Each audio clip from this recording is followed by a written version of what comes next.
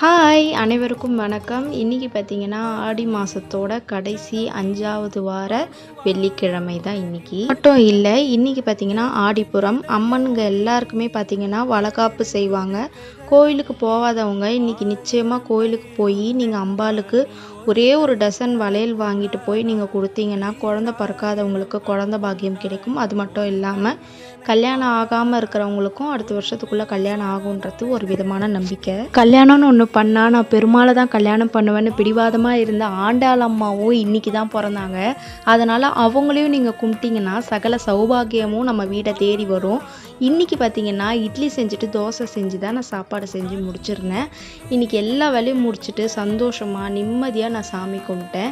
இன்றைக்கி ஆடிப்புறம் உங்கள் வீட்டில் எப்படி நீங்கள் சாமி கும்பிட்டீங்கிறத மறக்காமல் கமெண்ட்ஸில் சொல்லுங்கள். இந்த மாதிரி மோர் வீடியோஸ் பார்க்க அஜய் நிலா வ்ளாக்ஸை சப்ஸ்கிரைப் அண்ட் ஃபாலோ பண்ணி லைக் பண்ணுங்கள். இன்னொரு வீடியோவில் பார்க்கலாம். பாய்.